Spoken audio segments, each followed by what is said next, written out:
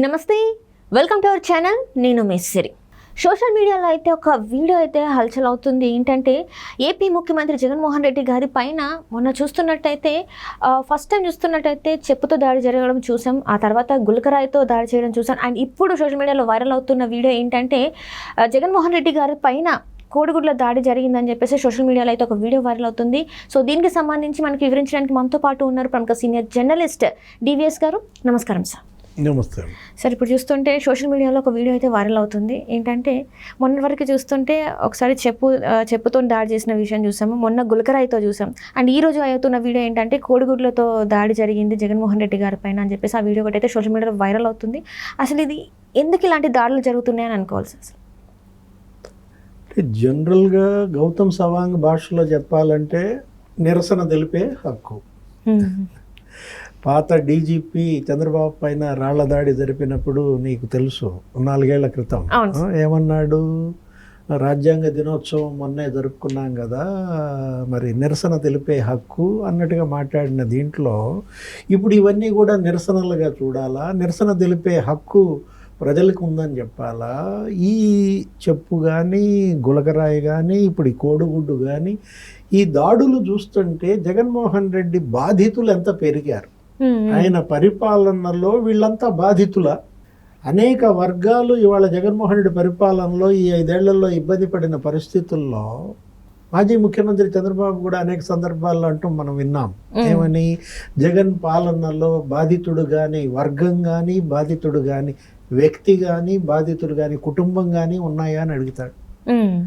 అంటే ఇంతమంది బాధితుల్ని పెంచుకోవడం కూడా జగన్మోహన్ రెడ్డి చేసిన తప్పిదం. ఇవాళ బాధితులంతా ఏకమవుతున్నారు. ఇవాళ బాధితుల ఒకవైపు, జగన్మోహన్ రెడ్డి ఇంకోవైపు. ఇవాళ రేపటి ఎన్నిక అన్నమాట. అంటే పేదలకు పెత్తందారులకి మధ్య యుద్ధం కాదు, రేపటి ఎన్నిక బాధితులకు బాధించిన వాళ్ళకి మధ్య యుద్ధంగా కనపడుతోంది. ఇప్పుడు అదేంటి ఇందాకన్నది నువ్వు చెప్పు దాడి కరెక్ట్గా 4 రోజుల క్రితం ఎక్కడ గుత్తిలో చెప్పుతో దాడి చేశారనో చెప్పు ఇసిరేశారనో ఆయన మీద పడింది. ఇలాగే మనం మీడియాలో చూసాం, సోషల్ మీడియాలో. తర్వాత కరెక్ట్గా 15 రోజుల క్రితం ఏది గులకరాయి, అది 4 రోజుల క్రితం చెప్పు.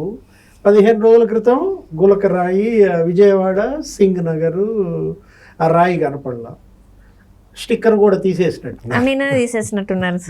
మేనిఫెస్టో విడుదలలో ఈ 15 రోజులు స్టిక్కర్ తీయకుండా మరెందుకో స్టిక్కర్ తీస్తే అక్కడ కుట్లు కూడా మాయమైంది అన్నారు. అసలు అక్కడ గాయమే లేదు, కుట్లు వేసారా వేయలేదా, అసలు రాయి ఉందా లేదా, అది అసలు రాయి దాడా కాదా, అనేక అనుమానాలు సందేహాలు. ఇప్పుడు ఇవాళ కరెక్ట్గా కోడిగుడ్డు పడింది. ఎక్కడ ఉత్తరాంధ్ర పర్యటనలో చౌడవరంలోనూ ఎక్కడో ఆయన తిరుగుతున్న దీంట్లో సిద్ధం సభల్లో. ఇప్పుడు కోడిగుడ్డు దాడి అంటే జనరల్గా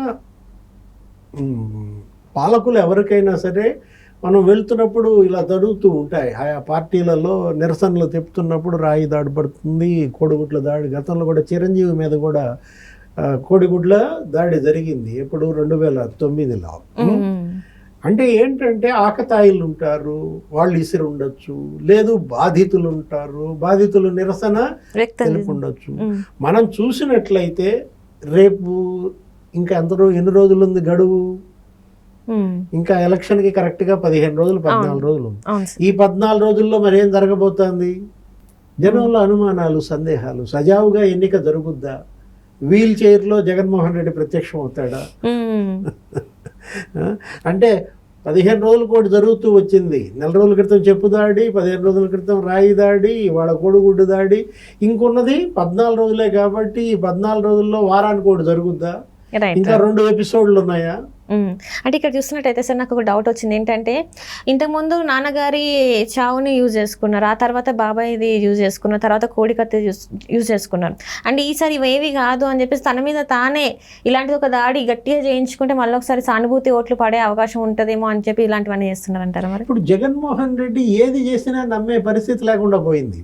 ఎందుకంటే తోడేలు పిల్లాడి కథలాగా నాన్న తోడేలు వచ్చిందంటే ఒకసారి నమ్మారు, రెండోసారి నమ్మారు, మూడోసారి నమ్మాడు, 4వ సారి నిజంగానే తోడేలు వచ్చింది, పిల్లాడిని ఎత్తుకుపోయింది.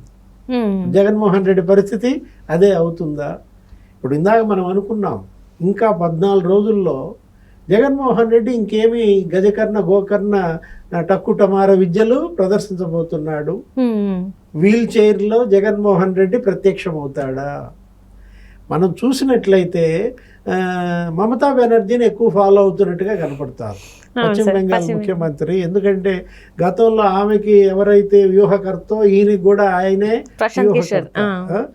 ఇప్పుడు వ్యూహకర్త ప్రశాంత్ కిషోర్ దూరం అయినప్పటికీ ఆయన శిష్యులే చేస్తున్నారు, రిషియే ఫాలో అవుతున్నట్టున్నాడు సోషల్ మీడియా వైసీపీ. ఆయన ఇచ్చిన సలహాన మమతా బెనర్జీ మీద దగ్గర 6 సార్లు దాడులు జరిగాయి. ఆమె కరెక్ట్గా ఎన్నికలు వచ్చిన టైంకి ఏదో ఒకటి జరుగుద్ది అనమాట. ఏంటి, అంతకుముందు హాస్పిటలైజ్ అయింది లాస్ట్ ఎలక్షన్ బిఫోర్, వెంటనే స్క్రీన్ మీద ఆ బ్లూ యాప్రాన్తో ఆమెను హాస్పిటల్లో పడుకోబెట్టి పంపించటం. అట్లాగే ఎందుకు మొన్న గులకరాయి దెబ్బ తగలటానికి జగన్మోహన్ రెడ్డికి 4 రోజుల ముందు మమతా బెనర్జీకి కూడా ఒక రాయి దాడి తగిలింది. కాకపోతే ఈయనకేదో ఇక్కడ కణత మీద చూపిస్తే ఆమె కరెక్ట్గా బొట్టు స్టిక్కర్ పెట్టుకునే చోట బ్లడ్ వచ్చింది. నిన్న కూడా పడ్డట్టుంది. నిన్న హెలికాప్టర్లో ఏదో మమతా బెనర్జీ కాలు జారి కింద పడిందని కూడా చూస్తున్నాం. ఇట్లా సింపతి గెయినింగ్ గనక ఈ విధమైనటువంటి టాక్టిక్స్ ఫాలో అయితే అవి మిస్ఫైర్ అవుతాయి. ఇప్పుడు నిజమైతే నమ్ముతారు, వాస్తవంగా జరిగితే ఆమోదిస్తారు, నటిస్తే ప్రజలు హర్షించరు, తిప్పి కొడతారు, మిస్ఫైర్ అవుతాయి. ఇప్పుడు జగన్మోహన్ రెడ్డిది ఇదంతా కూడా నటనగానే మనం చూస్తున్నాం. అందరూ అంటున్నారు, ప్రతి ఒక్కళ్ళు తెలుగుదేశం, బీజేపీ, జనసేన ఒకే మాట, ప్రతిపక్షాలే కాదు ప్రజలు కూడా ఏంటి మహానటుడు జగన్మోహన్ రెడ్డి అంటారు. అదేదో సినిమాలో సావిత్రి మహానటి అమ్మాయి నడుస్తుంటే కీర్తి సురేష్ మహానటి అని ఆరా వస్తా ఉంటుంది. ఇప్పుడు జగన్మోహన్ రెడ్డి ర్యాప్ వాక్ చేస్తుంటే మహానటి అని పడుతుంటుందా ఆరా? నటనతో ప్రజల మెప్పు పొందలేరు. ఏది అది ఒకసారికే ఉపయోగపడుతుంది. సింపతి కూడా అంతే, ఏది ఒకసారికే పనిచేస్తుంది. ఇప్పుడు ఇందాక నువ్వు అన్నావు ఏమని, నాన్న శవాన్ని అడ్డం పెట్టుకుని నాయకుడు అయ్యాడు, చిన్న అన్న శవాన్ని అడ్డం పెట్టుకుని ముఖ్యమంత్రి అయ్యాడు, ఇప్పుడు రేపు శవం ఇంకేదన్నా దొరుకుద్దా అని చెప్పి చూస్తున్నాడా రెండో ఛాన్స్ కోసం. అంటే ఎవరిపైన చేయడం ఎందుకు అని చెప్పేసి తన మీద తనే చేసుకుంటే ఇంకా సింపతి ఎక్కువ వస్తుందేమో అని చెప్పేసి ఆయన అనుకుంటున్నాడేమో అని అనిపిస్తుంది. అదే గులకరాయి ఎపిసోడ్ అదే. ఏది రాయి దాడి అసలు ఎవరు జరగలేదు. మనకు తెలిసి రాళ్ల దాడులు రాయలసీమలోనే జరుగుతాయి తప్ప ఈ ఏరియాలో జరగవు. ఎక్కడ కోస్తాలో కానీ ఉత్తరాంధ్రలో కానీ రాళ్ళు ఏమీ వాడరు. ఇక్కడ విజయవాడలో రాయితో కొట్టడం అనేది అనేక మందికి సందేహాలు, అనుమానాలు. ఇప్పుడు మనం అన్నది అదే కదా, జగన్మోహన్ రెడ్డి రేపు పొద్దున నెక్స్ట్ వీక్ వీల్ చైర్లో ప్రత్యక్షం అవుతాడా, ఎక్కడన్నా పడతాడా, లేకపోతే ఏదైనా దాడికి ప్లాన్ చేసుకుంటారా, నిజంగానే జరుగుద్దా, అనేక అనుమానాలు, ప్రజల్లో సందేహాలు.